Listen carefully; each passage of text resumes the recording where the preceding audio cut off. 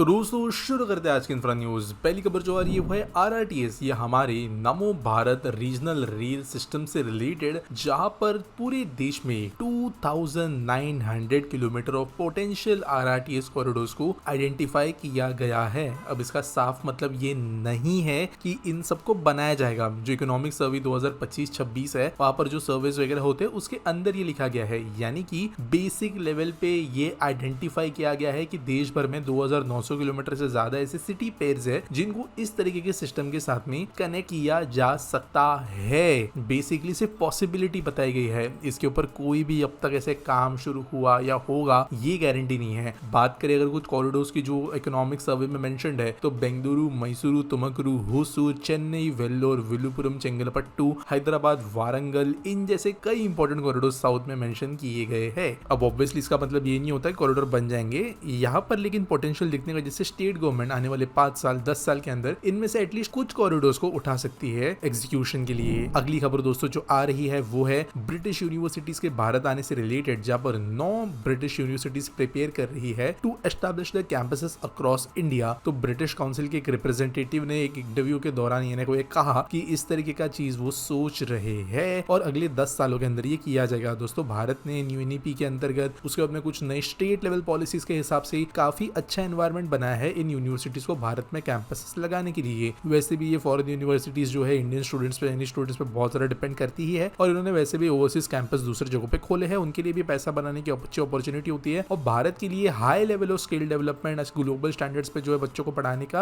Opportunity यहाँ पे मिलता है, तो यहाँ पे ये भी यूनिवर्सिटीज आएगी ऐसा बोला जा रहा है। अगली खबर दोस्तों ये लद्दाख से, जहाँ पर एलजी ने इनॉग्रेट किया है 452 करोड़ रुपीस का एक parallel taxi track at air force station Leh. तो ऑब्वियसली ये डिफेंस एयरपोर्ट है, तो यहाँ पर ये एडिशनल टैक्सी ट्रैक आने की वजह से जो डिप्लॉयमेंट अगर होना होगा कभी एयरफोर्सेस का, तो वो तेजी से हो सकता है। ऑल्टरनेट रनवे पे यहाँ पे इसके जैसे आगे जाके प्लेन्स जा सकते हैं और सुपर हैवी एयरक्राफ्ट को भी ये सपोर्ट कर सके, ऐसा टैक्सी वे है। अगली खबर दोस्तों आ रही है नासिक अक्कलकोट ग्रीनफील्ड हाईवे से रिलेटेड, जिसके लिए लैंड एक्विजिशन शुरू किया गया है और एडवांस स्टेजेस पे भी ये पहुंच गया है, ऐसा गवर्नमेंट ने बोला है। 374 किलोमीटर का ये रोड है, जिसके लिए 90% तक का डेटा दिया गया है एक्विजिशन रिलेटेड। और जो टोटल एक्सप्रेस वे है ये अराउंड 19,142 करोड़ रुपीस का है। तो नोटिफिकेशन जो है सेक्शन 3A वगैरह के अंतर्गत निकाले गए थे नासिक, अहिल्यानगर, भीड़, धाराशिव, सोलापुर, इन रीजन्स में, तो ये काम कर लिया गया है। अगली खबर दोस्तों जा रही है वह कलकत्ता हाई कोर्ट से, जिन्होंने एक सिग्निफिकेंट रूलिंग दिया है फॉर आवर नेशनल सिक्योरिटी, और गवर्नमेंट को कहा है कि वो हैंड ओवर कर दे 9 बॉर्डर डिस्ट्रिक्ट की जमीन बीएसएफ को। दोस्तों फेंसिंग जो हमारा बंगाल साइड का बॉर्डर है बहुत पोरस है, वहीं से ज्यादातर जो है घुसपैठिए आते हैं, लेकिन यहाँ पर स्टेट गवर्नमेंट जमीन न देने की वजह से फेंस नहीं बन पा रही थी। बाकी पूरे नॉर्थ ईस्ट में तकरीबन फेंस बन चुकी है। हालांकि बंगाल के कई रीजन्स ऐसे भी है जहाँ पे नदियां, स्वाम्स और कंटिन्यूसली चेंजिंग डायरेक्शंस वाले बेसिन्स है, तो वहां पे वैसे भी फेंस नहीं बन सकती। लेकिन जो लैंड बॉर्डर है जहाँ पे सबसे इजीली इन्फिल्ट्रेशन और स्मगलिंग होती है, वो यहाँ पे किया नहीं जा रहा था। अभी 181 किलोमीटर फेंस जो है इसका जैसे बन पाएगी, देखते किस तरीके से चीजें आगे बढ़ती है। अगली खबर दोस्तों आ रही है चिदम्बरम पोर्ट अथॉरिटी या VOCPA से रिलेटेड, जिन्होंने स्पेशल व्हीकल फॉर्म किया है, स्पेशल पर्पस व्हीकल फॉर्म किया है to set up a mega ship building cluster in Tuticorin, जिसे थूथुकुडी के नाम से भी जाना जाता है। तो obviously national ship building and heavy industries park Tamil Nadu के अंतर्गत ये बनाया गया, उनका ये स्टेटमेंट है। और 50-50 ये जॉइंट वेंचर है जो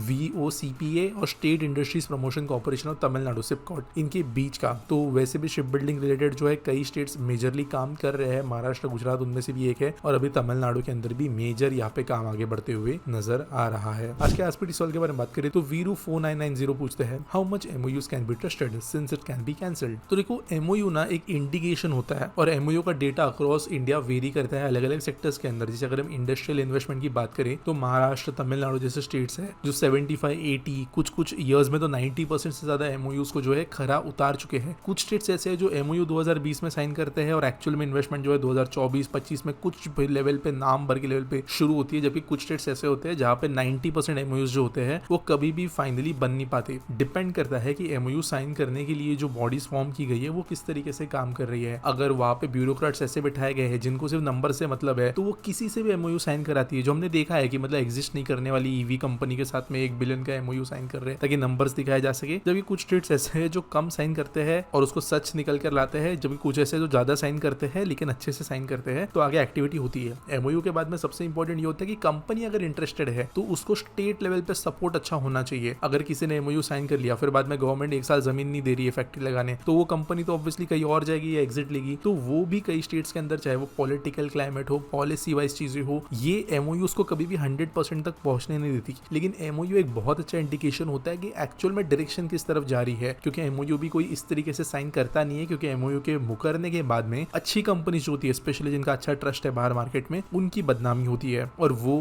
बिना उस मतलब के जो है साइन नहीं करते एमओयू। हाँ, छोटी मोटी कंपनीज का अलग है। तो ये एमओयू दर्शाता है कि स्टेट का वो पर्टिकुलर सेक्टर या वो जिस भी चीज में एमओयू साइन हुआ है वो किस डायरेक्शन में जा रहा है। तो अगर 100 चीजें साइन होती है तो आप एटलीस्ट अज्यूम कर सकते हो 60 to 75% अगले 2 से 2.5 साल में आपको ऑन ग्राउंड कुछ ना कुछ लेवल पे काम शुरू होते हुए दिखाएंगे। और एमओयू जो है वो कुछ भी नहीं हुआ, उससे तो 1000 गुना अच्छा होता है। तो इट्स सिमिलर टू जिस तरीके का एक सेल्स पाइपलाइन होता है कि आपका लीड आया, उसके बाद में आपने जो है उसमें से जो इंटरेस्टेड लीड है, हॉट लीड है, उसको सेपरेट किया, फिर आपका फाइनल क्लोजिंग हुआ और क्लोजिंग में कुछ आंकड़ा जो है एज कस्टमर्स बाहर निकल कर आता है। उम्मीद करता हूं आपको सवाल का जवाब मिल गया होगा। आपके पास कोई सवाल है तो आप कमेंट सेक्शन में मुझे पूछ सकते हो। मिलेंगे अगले वीडियो में।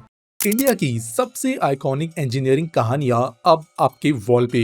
ये सिर्फ फ्रेम्स नहीं है, ये है इंडिया की स्पीड, स्ट्रेंथ और टेक्नोलॉजी का सेलिब्रेशन। हर डिजाइन पावरट्रेन डिजाइन कंपनी ने इंजीनियर लेवल प्रिसिजन के साथ बनाया है।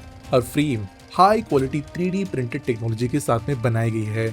इसमें आपको मिलता है एक premium double frame box structure with matte finish inlay, एक क्लीन इंडस्ट्रियल लुक के साथ, जो इसे बनाता है ट्रूली यूनिक एंड एक्सक्लूसिव। 2000 से ज्यादा इंफ्रा वीडियोस बनाने के बाद अब हमने एक नया मीडियम लॉन्च किया है जिससे आप हमारी इंफ्रा स्टोरी टेलिंग को सपोर्ट कर सकते हो और अपने रूम में एक एक्सक्लूसिव इंजीनियरिंग टच ऐड कर सकते हो। जो फर्स्ट बैच ऑफ 50 कस्टमर्स होंगे उन्हें एक फ्री लोकोमोटिव किचन भी मिलेगा और चाहे तो इसे सेपरेटली भी परचेज कर सकते हो।